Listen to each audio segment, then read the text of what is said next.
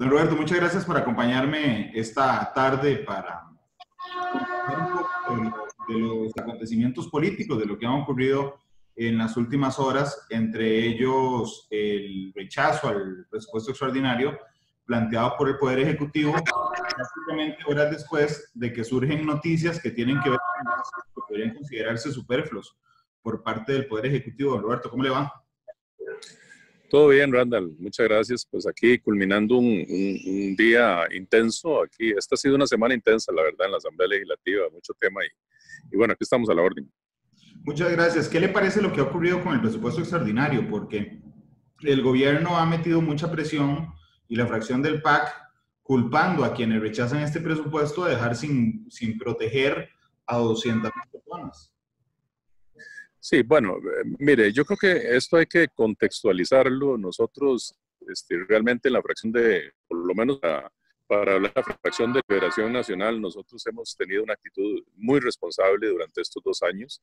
Nadie puede negar que ha sido una posición, más allá de banderías políticas, muy diferente a la que tuvo el Partido de Acción Ciudadana durante los últimos periodos, y bueno, participamos de procesos, incluso que fueron procesos desgastantes, como la aprobación de la reforma fiscal a raíz de la necesidad del país de atender esa premura a nivel del déficit fiscal, y hemos participado de proyectos importantes para construir, para aportar, para mejorar las iniciativas que se han presentado, algunas de parte del Poder Ejecutivo, muchas otras de parte nuestra, y hemos venido insistiendo desde hace mucho tiempo, no ahora con la pandemia, desde hace mucho tiempo, de que este país requiere una reforma estructural, una reforma importante en materia de la operación del Estado, pero también de recorte de gasto público. Y bueno, hemos insistido permanentemente en esto. No es de ahora la situación de premura. Ya antes de la pandemia, los números de la hacienda pública eran números en rojo, usted lo recuerda perfectamente. Y ahí veníamos reiterando el llamado a la Presidencia de la República para que estableciera una ruta de reactivación y sobre todo una ruta que nos dijera a qué se le iba a entrar desde el punto de vista de reforma del Estado y recorte para poder afrontar esta situación. Bueno, la pandemia evidentemente ha provocado una situación mucho más difícil, mucho más angustiante, no solo para miles de personas que se han quedado sin trabajo, sino para el Estado. Hay un hueco que nos habla el Ministerio de Hacienda de cerca de 900,000 millones de colones solo para este año. Y recibimos un presupuesto extraordinario donde el recorte efectivo es de 12,000 millones de colones.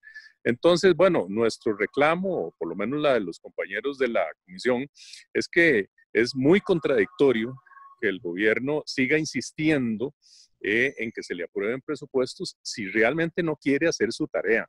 ¿Y la tarea cuál es? Realmente decirle a Costa Rica, primero, cuál es la ruta de la reactivación y segundo, a dónde se va a socar la faja, porque más allá del discurso, esto no ha pasado a más. Ahora, ciertamente hay recursos que son recursos importantes para atender la emergencia, el tema del bono proteger. Nosotros hemos colaborado, hemos aprobamos un crédito, usted lo sabe, hace poco. Aprobamos también un diferencial en los combustibles como un aporte solidario de la gente para sumar a este fondo, y aprobamos también la ley que autoriza al Instituto Nacional de Seguros a trasladarle esos 75,000 millones de colones. Bueno, nosotros no estamos negando la posibilidad de que ese dinero vaya a ese fondo. Evidentemente tiene que ser a través de un nuevo presupuesto extraordinario, pero nos parece que este presupuesto extraordinario no tiene las condiciones para ser aprobado. Pero era sencillo de arreglar, es decir, mandando solo un presupuesto que tuviera esos ítems, porque me parece a mí, quiero conocer su opinión, que la molestia que le genera es sentir que el gobierno metió los temas de proteger como el caballo de Troya dentro del proyecto de presupuesto extraordinario con el fin de que bajo la presión de aprobar el presupuesto para proteger, aprobaran otras cosas en las que ellos no estaban dispuestos a recortar. Así es.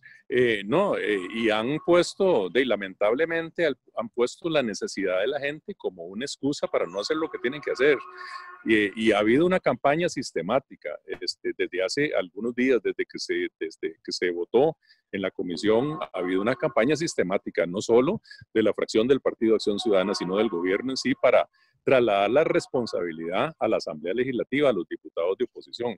Eso es inaceptable. La verdad es que primero es de muy mal gusto y luego no es cierto, porque si alguien ha hecho un trabajo para atender las necesidades de la gente inmediatas ha sido la oposición aquí. Hay que recordarle a la gente que el Partido de Acción Ciudadana lo que tiene son 10 diputados en esta Asamblea Legislativa. De 57 solo 10, y que en la mayoría de los casos la construcción legislativa está a cargo de la oposición. Y la oposición ha sido extremadamente generosa y responsable en aportar a los proyectos de ley, incluso proyectos de ley que son enviados aquí 1, 2, 3, 4 versiones, porque ni siquiera los mandan como deben mandarlos. De manera que nosotros sí hemos hecho advertencias permanentes de que aquí este país no puede seguir funcionando, no puede seguírsele pidiendo sacrificio a la gente, al sector productivo que está ansioso de ver cuál es la ruta de reactivación sin que realmente haya un verdadero apretón de faja de parte del gobierno. Y nosotros sentimos que esto, más que evitar que esos fondos vayan, porque usted sabe que irán en algún momento, si las cosas el gobierno las hace bien, más que eso, es un llamado de atención. Aquí que no nos sumen en automático. Nosotros tenemos una responsabilidad muy grande con este país. La gente tiene que entender que para darle sostenibilidad a estos fondos, incluso los que corresponden al bono proteger, para darle sostenibilidad a los servicios públicos, al Estado costarricense, no hay otra opción que recortar el gasto. Y la verdad es que este presupuesto no contenía, como le digo, en un hueco de 900.000 millones de colones, una reducción de 12.000 millones de colones, porque los otros 50.000 millones corresponden a diferencias de intereses dejados de cancelar precisamente porque la Asamblea Legislativa logró aprobar una serie de créditos que permitieron un canje de deuda. De manera que yo sí creo que ha sido un manejo, quiero decirle que me parece que ha sido un manejo muy torpe de parte de la Presidencia de la República. La presión que han tratado de ejercer sobre la Asamblea Legislativa coloca las relaciones en una situación muy compleja. Espero que se puedan reconstruir, pero eso requiere humildad y trabajo. Y esa humildad y trabajo tiene que venir principalmente de Casa Presidencial. Bueno, y sobre todo el mismo día en que trascienden a través de medios de comunicación, uno de ellos ameriarueda.com y el otro el semanario Universidad, trascienden informaciones de gastos que uno podría considerar superfluo. Por un lado, la Comisión Nacional de Emergencias, presupuestando 14 millones de colones para hacer una encuesta de percepción de qué piensa la gente de la Comisión de Emergencias, y por el otro lado, el presidente del INCOP cobrando una millonada de viáticos, don Roberto. Es decir, aquí parece que vivimos en dos realidades muy paralelas, porque hay funcionarios de este gobierno de que nos dan un discurso de austeridad y por el otro lado sigue la fiesta. Imagínense, ¿para qué necesita la Comisión Nacional de Emergencia gastar 14 millones de colones o no sé cuánto en una contratación para determinar qué piensa la gente de su trabajo? Es decir, nada más póngase a pensar que podría ser una suma pequeña, pero con esa suma pequeña podríamos atender, no sé, 20 familias, 30 familias, por ejemplo, para ponerle un ejemplo de las que están más afectadas. La gente está muy molesta y tiene razón. Nosotros entendemos esa molestia. Nosotros hemos hecho un esfuerzo, aún en condiciones muy difíciles, Randall, vea, en medio de la pandemia y con condiciones complejas para trabajar, nos trasladamos al Museo de los Niños, le dimos vía rápida a una serie de proyectos para atender con premura la emergencia. Estuvimos sesionando en esas condiciones.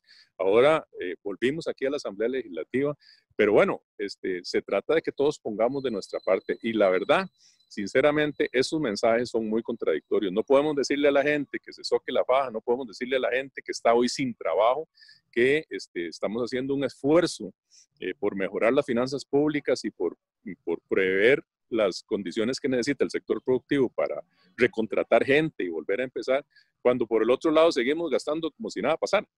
Entonces, yo sí creo que esto es de nuevo, es un llamado de atención. Me parece que debe haber una gran reflexión. Yo confío en que el señor presidente, el señor ministro de la presidencia y todos quienes están en casa presidencial entiendan que esto es un mensaje contundente de la oposición en esta Asamblea Legislativa, que está dispuesta a seguir colaborando, que está dispuesta a seguir aportando, que está dispuesta a seguir construyendo, en el tanto las muestras del otro lado también sean en esa línea y que el sacrificio sea parejo. No se le pida sacrificio a una parte y no se haga el sacrificio que tiene que hacerse del lado del Estado.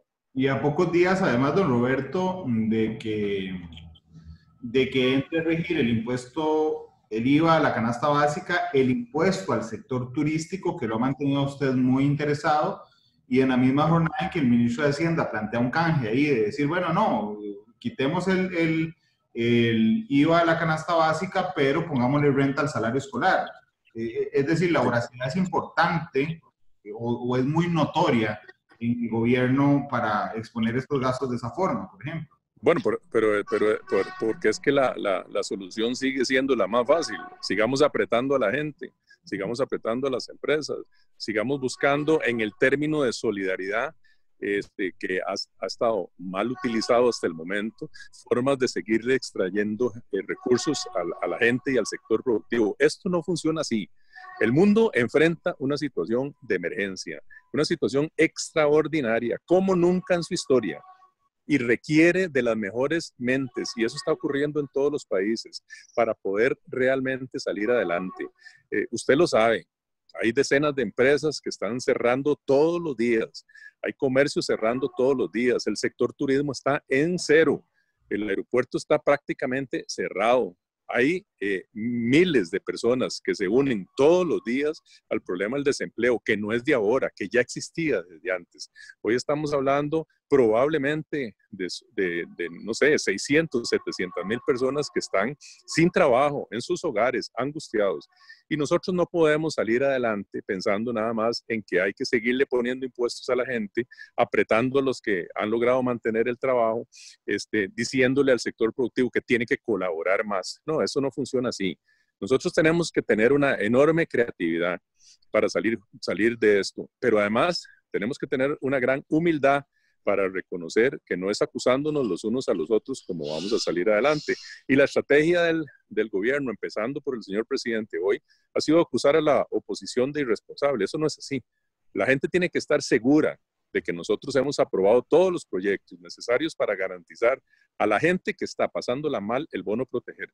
Aquí lo que hace falta es la otra parte de la ecuación, que es cómo el gobierno va a demostrar que realmente está dispuesto a socarse la faja y que realmente está dispuesto a aportar para salir adelante.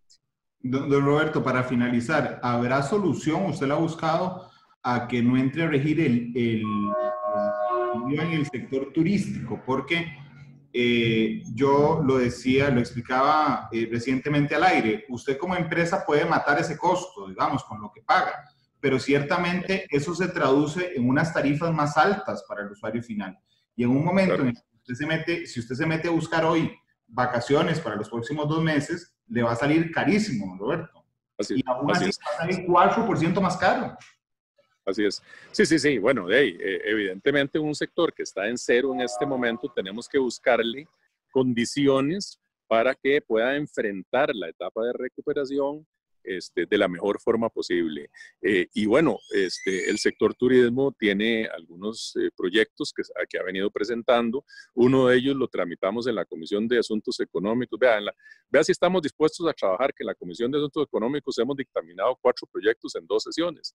¿Por qué? Porque hay una gran conciencia de que hay que ayudar y que esto requiere de mucha urgencia.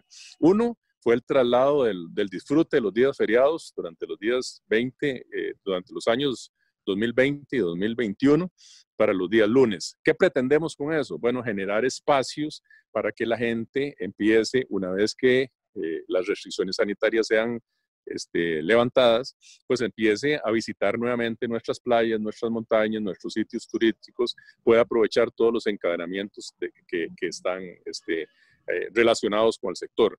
Este proyecto está listo para votarse probablemente la semana entrante. Y el segundo es la prórroga en la exoneración del impuesto al valor agregado por un año más, porque el proyecto de reforma fiscal estableció esa exoneración por un año, que entra a regir el 1 de julio próximo. Entonces la idea es prorrogar por un año más precisamente para evitar lo que usted dice, que los costos por los servicios aumenten y de eso, y que podamos hacer mucho más atractiva la visitación nacional, que en una primera etapa tendrá que ser así. Nosotros terminamos el año pasado con más de 3 millones de turistas, con alrededor de 4.000 millones de dólares en ingresos por divisas, con casi 300.000 empleos directos y probablemente 600.000 más indirectos, con encadenamientos productivos muy importantes. Todo ese sector, imagínenselo, absolutamente en cero.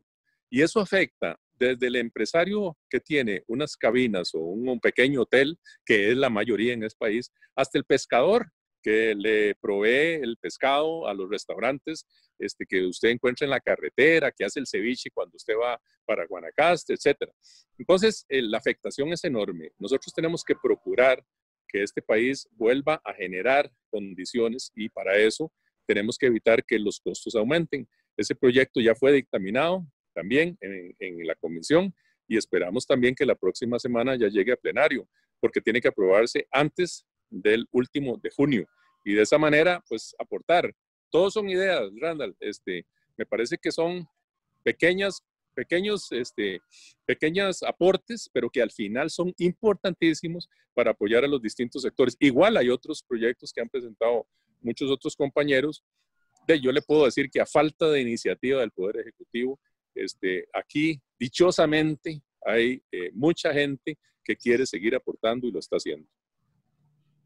Don Roberto, muchas gracias por estos minutos. Mucho gusto, Randall. Y por ahí vi que usted le va al Saprissa en estas semifinales y bueno, a nosotros, como usted, digamos, últimamente no le ha ido tan bien, entonces estamos esperanzados nosotros los liguistas de que finalmente lleguemos a la 30. Bueno, es que me ha servido la estrategia, don Roberto. Sí, yo sé. Espero que le siga sirviendo.